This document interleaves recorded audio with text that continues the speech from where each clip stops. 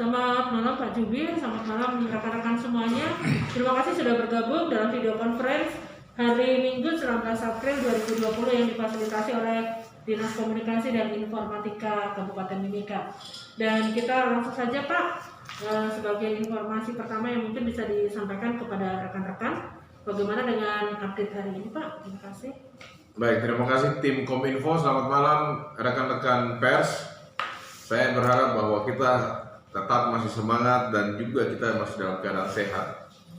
Pada hari ini sebagaimana yang sudah disampaikan bahwa berdasarkan hasil pemeriksaan laboratorium ada penambahan 7 kasus positif, yaitu PDP 026 yang berinisial VSL, perempuan usia 23 tahun, beralamatkan di Perumahan Mutiara Regency Budi Utomo, Ujung. Kemudian kasus 027, inisial KTD, laki-laki usia 30 tahun, beralamatkan di Jalan Samratulangi. Selanjutnya kasus 028 dengan inisial PTL, perempuan usia 17 tahun, alamatnya di Gorong-Gorong, Kelurahan Kebun Sirih. Kemudian kasus 029 dengan inisial SML, laki-laki usia 27 tahun, beralamatkan di Gorong-Gorong, Kebun Sirih. Ini kakak beradik. Yang berikut adalah kasus 030 dengan inisial FDS, perempuan usia 52 tahun di Jalan Hasanuddin.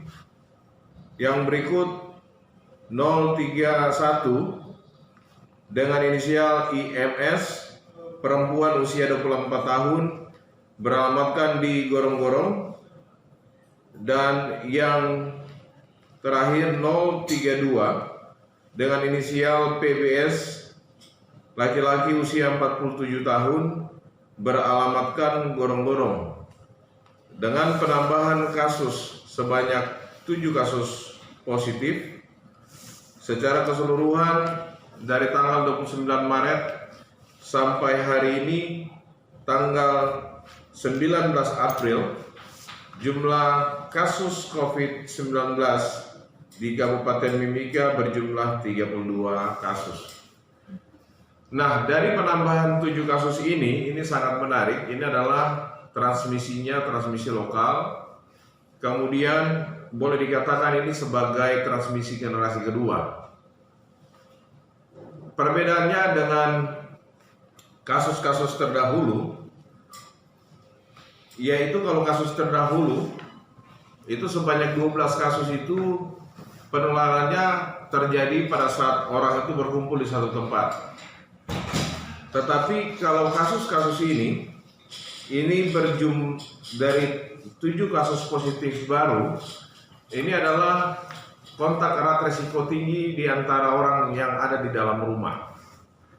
Boleh kami sampaikan pada kesempatan ini, yaitu kasus 026 itu adalah melakukan kontak erat dengan kasus 005 yang sudah dinyatakan sembuh. Sementara kasus 027 ini adalah bagian dari kasus sebelumnya, yaitu 006 yang sampai hari ini masih dalam perawatan. Kemudian kasus 028 ini memiliki hubungan erat dengan 017 dan 018. Demikian juga dengan kasus 031 dan 032. Ini kontak erat serumah dari kasus 017 dan 018 yang merupakan klaster Surabaya. Kami prediksi klaster Surabaya ini akan panjang juga seperti klaster Lembang terdahulu. Sementara pada PDP 030, kasus 030 ini memiliki hubungan erat, kontak erat resiko tinggi di dalam rumah, yaitu dengan kasus 007 almarhum dan juga kasus 021 yang hari ini masih dirawat di RSUD Mimika. Dari 7 kasus ini merupakan tracing kontak dari 25 orang yang didapati di lapangan, kemudian dilakukan tes cepat rapid test yang positif, kemudian dilanjutkan rujukan ke RSUD Mimika untuk selanjutnya dilakukan pemeriksaan swab baik itu nasofarinx maupun orofarinx. Rekan-rekan sekalian, yang menarik di sini adalah kalau kita melihat polanya, pola pertama itu didominasi oleh ketika kasus positif itu transmisinya adalah komunal, orang berkumpul. Nah, jadi secara tidak langsung ini kita udah masuk ke kurva kedua.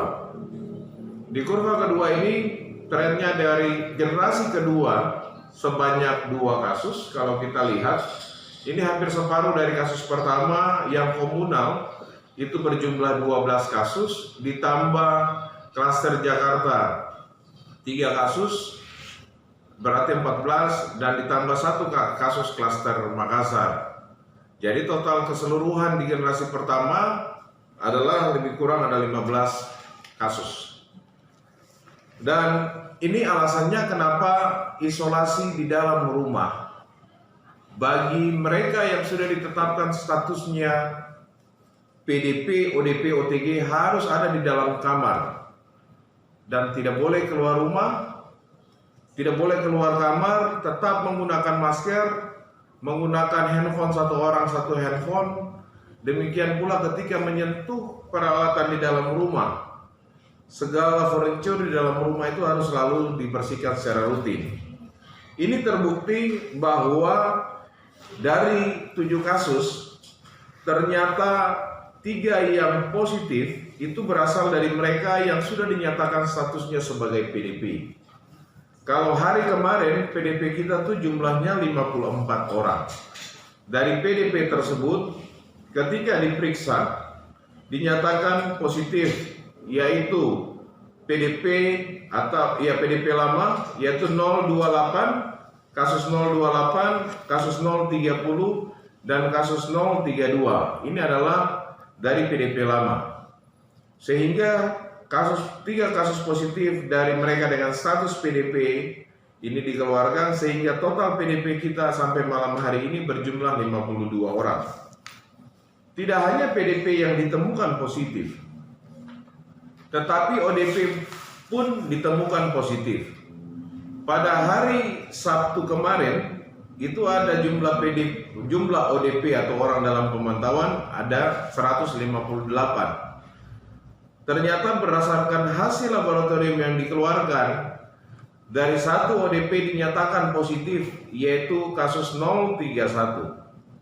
Sehingga secara keseluruhan pada PDP hari ini, ODP kali ini ditambah 1 kasus. Jadi dari kemarin dikeluarkan satu ODP karena dia dinyatakan positif, jadi ditingkatkan statusnya menjadi kasus. Dan hari ini ditambah 1 kasus ODP baru dari hasil tracing kontak 014. Kasus 014 dilakukan ditemukan 1 orang yang ditetapkan sebagai ODP, sehingga totalnya ODP sampai sore hari ini berjumlah 158 orang. Tidak hanya PDP, ODP, dan OTG. OTG pun ternyata kalau hari kemarin, yaitu di hari Sabtu, itu jumlah keseluruhan OTG kita 153 orang. Ternyata dari 153 orang dinyatakan positif yang bagian daripada 7 kasus ini, misalnya kasus 026, kasus 027, dan kasus 029. Itu padahal tidak punya gejala, tapi ketika diperiksa positif dengan tes cepat atau rapid test, kemudian dilanjutkan dengan pemeriksaan swab menunjukkan hasilnya positif. Dan OTG kita baru di hari ini sebanyak 9 orang, yaitu 4 dari Rumah Sakit Tembagapura, 5 hasil tracing kontak. Sehingga hingga malam hari ini jumlah keseluruhan OTG yaitu 159 orang. Teman-teman sekalian, yang menarik adalah kalau kita melihat dari sejumlah kasus orang dengan status pasien dalam pengawasan, ternyata dari 54 orang tersebut itu dinyatakan positif dalam hari ini 5,4%. Ini angka yang cukup tinggi. Sementara ODP secara keseluruhan dari hari pertama sampai hari ini, jika kita kumulatifkan berapa mereka ODP yang positif, itu hampir 2%. Sementara OTG secara kumulatif mereka yang tanpa gejala tapi kemudian diperiksa dan ternyata dinyatakan positif, itu juga hampir 2%. Artinya apa? Ini adalah memberikan gambaran bahwa yang berpeluang positif adalah tidak hanya mereka dengan gejala, tetapi mereka yang punya satu gejala, bahkan mereka tidak bergejala, itu memiliki peluang untuk positif yang sama. Dan demikian pula memiliki peluang untuk menularkan yang sama. Makanya isolasi yang harus dilakukan dengan tidak keluar rumah ternyata tidak cukup. Isolasi di kamar, menggunakan masker, mencuci tangan, menghindari kontak dengan semua perabotan di dalam rumah, misalnya handphone, misalnya sendok atau peralatan makan, pegangan pintu, kemudian remote TV, alat-alat elektronik, itu mestinya harus dihindari supaya penularan ini tidak terjadi di dalam rumah. Itu yang pertama. Yang kedua, mereka yang tanpa gejala ini sebaiknya ini tidak keluar dari rumah, tidak pergi kemana-mana, karena mobilisasi inilah yang juga menyebabkan infeksi ini terjadi kepada orang lain. Kalau 30 hari terakhir kami bekerja, kami menentukan kasus-kasus yang hampir sebagian besar, boleh dikatakan sebanyak 66 kasus, itu 66% kasus itu ditemukan di rumah sakit. Tetapi yang generasi kedua ini sebagian besar adalah ditemukan saat tracing kontak, dan mereka ini punya riwayat kontak erat dengan pasien-pasien yang sudah dinyatakan positif di hari-hari sebelumnya. Itulah yang bisa kami laporkan dan kami sampaikan kepada tim pers COVID-19 yang mana selalu setia dengan kami. Apa yang akan dilakukan dalam minggu depan, mulai dari hari Senin sampai hari Sabtu? Kami merencanakan pertama, di hari Senin sampai hari Rabu, yaitu melakukan tracing kontak bagi mereka yang hari ini dinyatakan positif, dan semua kontak erat baik resiko tinggi, resiko rendah akan dikumpulkan. Kontak eratnya taruhlah sekitar, kalau satu orang bisa dia kontak rata-rata 30 orang. Kalau 7 orang, taruhlah sekitar 300 orang yang akan kami kumpulkan, dan itu akan dilakukan tes cepat. Dan juga kami menyelesaikan tracing kontak untuk kasus yang 30 hari sebelumnya. Ini akan tetap dilanjutkan. Kemudian pada hari Kamis kami rencanakan untuk melakukan tes cepat untuk semua mereka yang kita kumpulkan, termasuk orang-orang yang misalnya pernah beribadah sama-sama. Itu akan dikumpulkan. Kami akan bekerja sama dengan tokoh gereja, karena kalau lihat kasus klaster Surabaya ini baru seminggu dia menghasilkan ada 4 kasus positif, yaitu PDP kasus 028 dan kasus 029, termasuk 031 dan 032.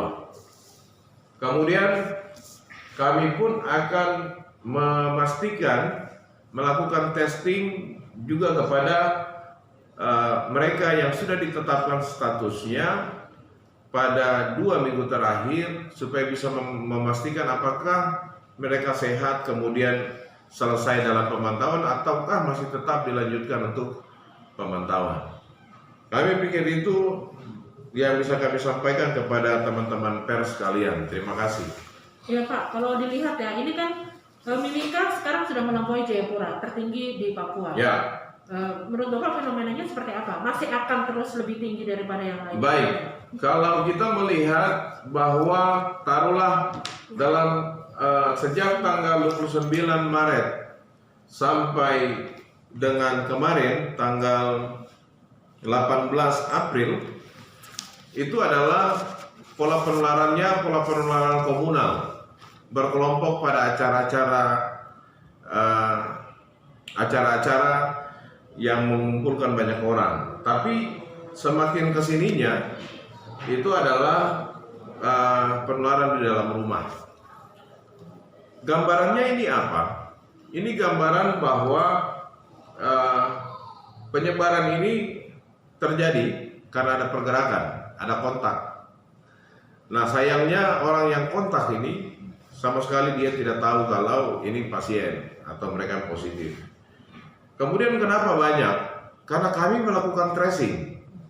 Dari kasus pertama 15 kasus, hasil tracing yang keluar itu dari 15 kasus 4 orang itu adalah hasil tracing atau presentasinya sebesar 16%. Kemudian sampai ke 32 malam ini adalah berjumlah 11 orang hasil tracing atau sebesar 34%. Itu yang kedua. Yang ketiga, hasil tracing pencarian mereka-mereka atau orang yang pernah kontak dengan kasus-kasus terdahulu ini masih akan tetap dilakukan, pasti akan meningkat, tetapi target kami tidak meningkat seperti tracing atau kasus-kasus 15 kasus pertama yang betul-betul transmisi lokal kemudian penularannya komunal.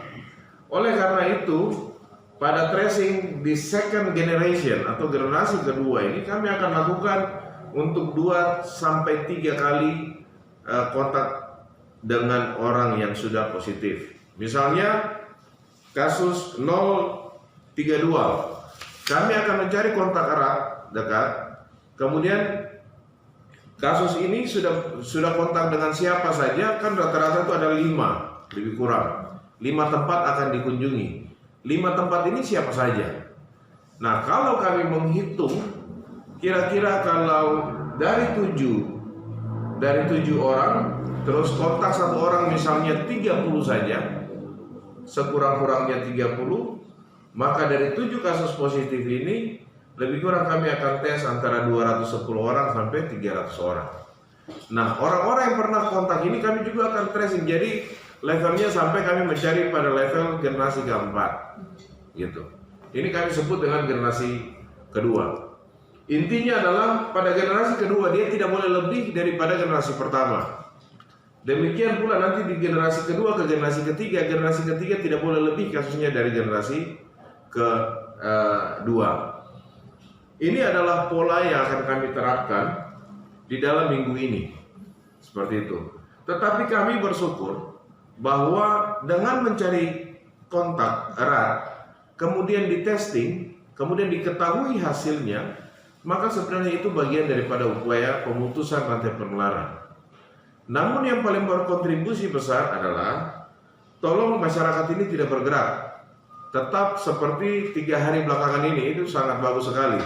Itu yang pertama. Yang kedua, tolong ketika tim kami berkunjung ke rumah-rumah, tolong kami diterima, disambut dengan baik.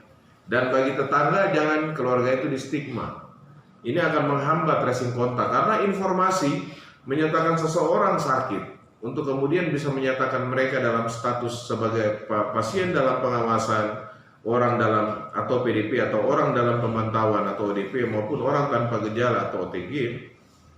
Ini tidak hanya berdasarkan tanda gejala dalam 14 hari terakhir atau lebih setelah kontak, tapi yang terpenting adalah cerita dari mereka yang di tracing. Dia pernah pergi kemana saja, dia dengan siapa, dia pada acara apa, itu akan membantu kami